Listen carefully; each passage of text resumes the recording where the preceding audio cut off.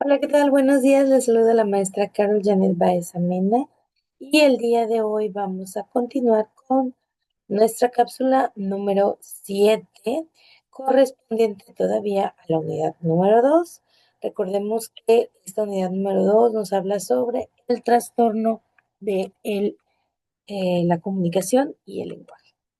Muy bien, y recordando un poquito, ¿verdad? También que tenemos que tomar en cuenta lo que es nuestro objetivo siempre. El objetivo de esta materia es que podamos conceptualizar de forma histórica los diferentes trastornos que se van a dar, ¿verdad?, en el neurodesarrollo y cómo estos pueden afectar la interacción del sujeto con el medio que lo rodea. Pues nosotros también muchas veces como docentes, como especialistas o como padres podemos estar interviniendo. Y bueno, la cápsula del día de hoy es problemas del habla. Vamos a trabajar dislalias, disglosias, distartrias y disfemias. Disartrias. Ya leí mal. Muy bien. Eh, ¿Qué pasa con los problemas del habla? Bueno, ya en las cápsulas anteriores dijimos que son alteraciones que afectan la articulación, la fluidez o la producción del lenguaje. Pueden haber varias causas, ¿verdad?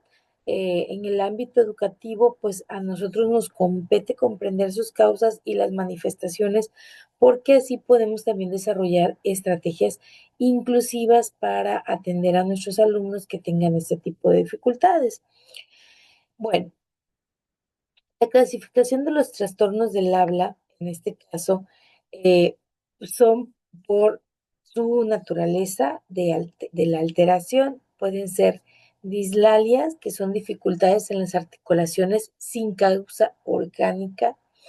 La disglosia, que son los defectos de habla, pero de origen físico o anatómico, es decir, que hay un problema físico previo, este, que no permite el desarrollo correcto del habla.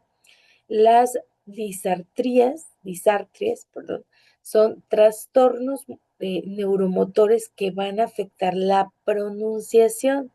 Por ejemplo, en este caso, cuando lo más común en este es, eh, por ejemplo, cuando no pronuncian ciertas palabras, ¿no? O letras, como la R, por ejemplo. No es lo más común que podemos escuchar.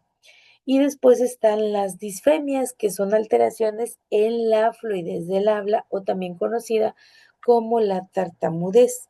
Entonces, aquí están específicamente los diversos trastornos del habla a los que nos podemos enfrentar nosotros también en el aula de clases. Empezamos con las dislalias. Las dislalias son alteraciones en, en la articulación de fonemas debido a un uso incorrecto de los órganos articulatorios, sin que exista una causa neurológica o anatómica. Por ejemplo, la sustitución de la R por la L, esta también aquí está enlazada con las dislalias. Y bueno, esto no tiene una razón específica.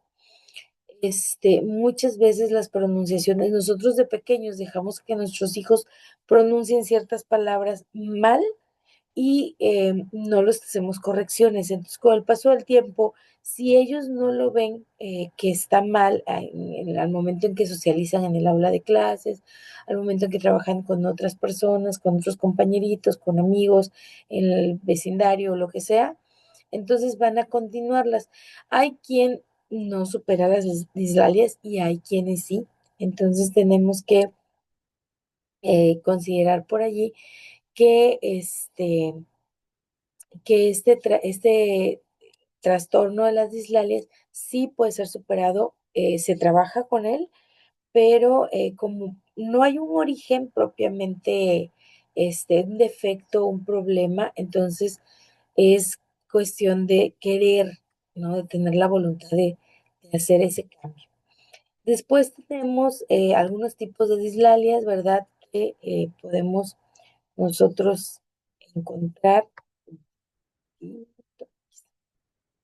Está la evolutiva, que es propia de la adquisición del lenguaje, es decir, la que se va trabajando con el paso del tiempo, la audiogénica, que es causada por un déficit auditivo, es decir, ya aquí hay un problema de audición, no escucho bien y entonces pues la pronunciación también va a ser incorrecta.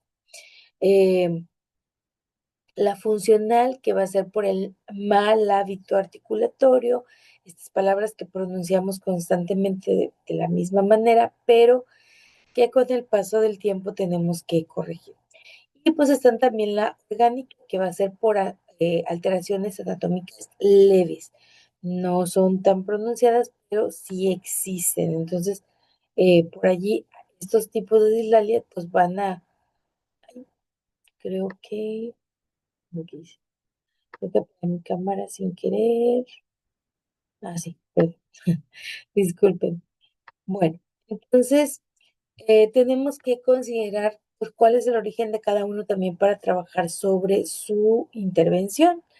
Pues pueden ser, por ejemplo, la intervención, ejercicios de articulación o praxias orofaciales, es decir, el movimiento, ¿verdad?, de las articulaciones de la mandíbula, uso de espejos y material visual, incluso hasta el auditivo, ¿verdad?, escuchar nuestra pronunciación, un refuerzo positivo del habla correcta y pues también colaboración con especialistas. Tenemos la disglosias, que van a ser los trastornos de la articulación que van a ser debido a alteraciones anatómicas o fisiológicas de los órganos periféricos del habla. ¿Cuáles son estos? Pues pueden ser los labios, la lengua, el paladar o la mandíbula, ya que hay un defecto físico, ¿ok? O anatómico. Y bueno, ese defecto es el que causa la dificultad para pronunciar. Por ejemplo, puede ser el labio leporino o la fisura palatina. El labio leporino bueno, aquí en mi país es muy conocido. Es un defecto, a veces es congénito y suele verse el labio encimado. Y la fisura palatina es del paladar. En este caso hay una pequeña división, nosotros la podemos sentir, pero a quienes tienen este problema pues suele ser más pronunciado. ¿Qué tratamiento, perdón, causas y tratamiento?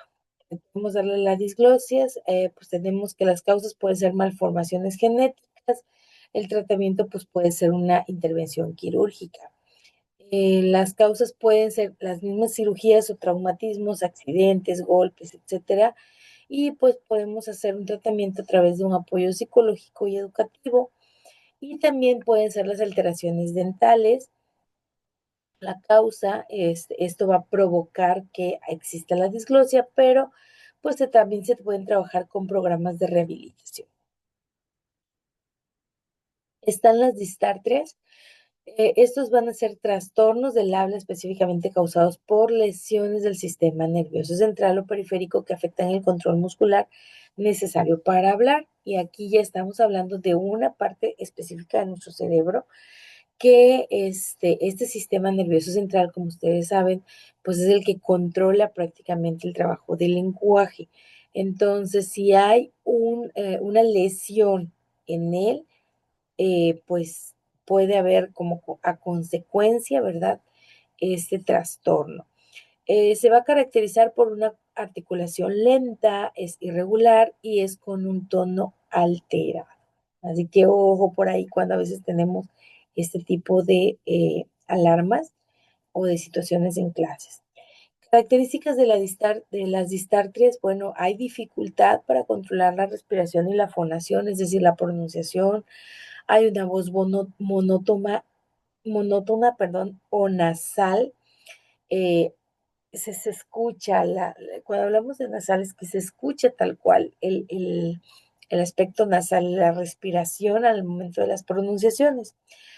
Hay lenguaje poco inteligible, o sea, es muy poco comprensivo y puede haber movimientos orales limitados, es decir, no hay una movilización muy hábil de nuestras nuestras facciones del habla. Tenemos el otro que son las disfemias, que ese es el último, refiriéndonos aquí a lo que es la conocida tartamudez. Este es un trastorno de fluidez del habla caracterizado por repeticiones, bloqueos o prolongaciones involuntarias. Estas pues suelen darse, ¿verdad? Porque hay un cierto factor en la infancia, por ejemplo, la inseguridad, la ansiedad no tratada, que pues va a tener mucho que ver con los aspectos emocionales del menor. Y bueno, eso va a provocar que la disfemia se desarrolle. Factor y tratamiento de las disfemias, bueno, algunos factores implicados pueden ser genéticos o neurofisiológicos y pues espera un tratamiento de terapia de lenguaje o de respiración. También está la ansiedad o la presión social. Esto a veces suele presentarse también en los niveles secundaria y hasta bachillerato. Bueno, el nivel medio y medio superior, ¿no? Para algunos en otros países, pues no, o en otros lugares, no, no siempre les llamamos igual. Y bueno, aquí puede haber intervención psicológica y también un clima comunicativo más relajado con la finalidad de tratar este trastorno. Algunos datos de investigación que se tienen sobre estos trastornos es que la Organización Mundial de la Salud tiene entre 5 y el 8% de la población infantil dice que presenta algún trastorno del habla. Es un número grande. Puede ser tartamudez. La tartamudez esta afecta al 1% de adultos y al 5% de los niños. Entonces, hay una situación aquí en la que muchos adultos pueden estar desarrollando esto y por ende los hijos también. Las dislalias, por ejemplo, funcionales, es una alteración más frecuente en la edad preescolar y pues se tiene que trabajar en esa edad precisamente.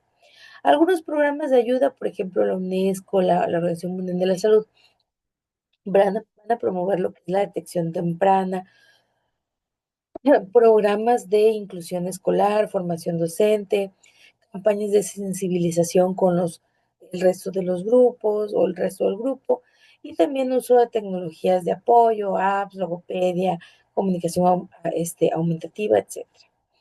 Bueno, algunas acciones que podemos nosotros fomentar en el aula, pues va a ser la participación oral, el refuerzo de la autoestima, adaptarnos a tiempos y formas de la expresión oral de los alumnos, promover actividades de lectura compartida y pues también el trabajo coordinado con los terapeutas.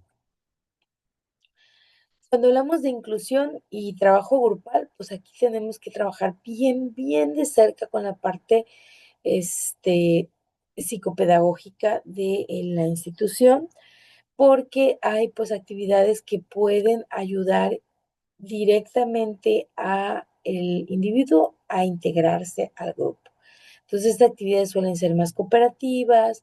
Hay, por ejemplo, tutorías específicas entre compañeros. Yo te ayudo a la elaboración, tú me ayudas y hay un intercambio. Entonces, todo esto genera gran desarrollo. Estrategias multisensoriales del aprendizaje y también pues promover un respeto y la empatía. Finalmente, pues cuando hablamos de estos trastornos del habla, tenemos que trabajar desde todos los ámbitos interdisciplinarios, la empatía, la psicología, la familia. Las escuelas sí son espacios que promueven la detección temprana, pero la intervención como tal educativa y la inclusión va a depender grandemente de que se trabaje en conjunto.